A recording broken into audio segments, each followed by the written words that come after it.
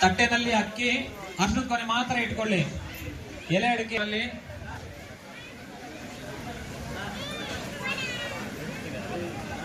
ಮಕ್ಕಳು ಬರೀತಾರೆ ಅಂದ್ರೆ ಸಂತೋಷ. ಆಯ್ತಾ ಅಮ್ಮ?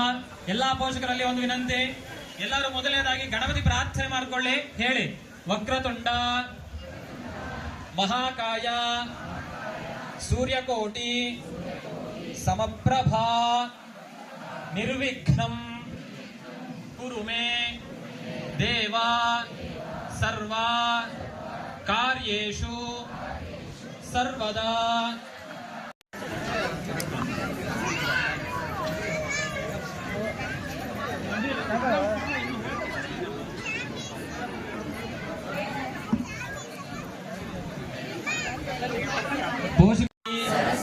ಕೃಪಾ ಕಟಾಕ್ಷ ಸಿದ್ಧಿರಸ್ತು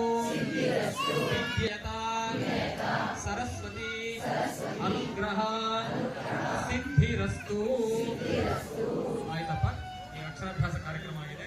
ನೀವು ನಿಮ್ಮ ಶಿಕ್ಷಕರು ಹೇಳಿದರೆ ಒಬ್ಬೊಬ್ಬರಾಗಿ ಮುಖನ ಕರ್ಕೊಂಡು ಬನ್ನಿ.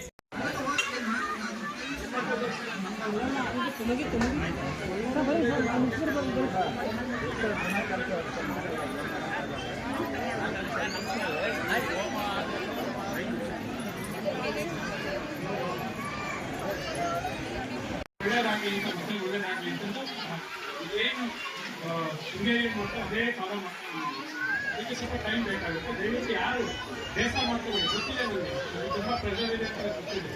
ಯಾಕೆಂದ್ರೆ ಇವತ್ತಿನ ದಿನ ಹಂಗೆ ಪ್ರೆಷರ್ ನಮ್ದ್ರಾಗೆ ಚೆನ್ನಾಗಿ ಬರೋದು.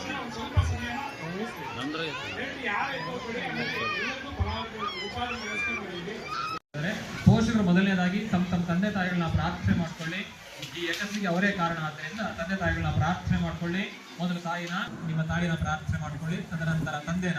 ಪಿತೃಭ್ಯೋ ನಮಃ.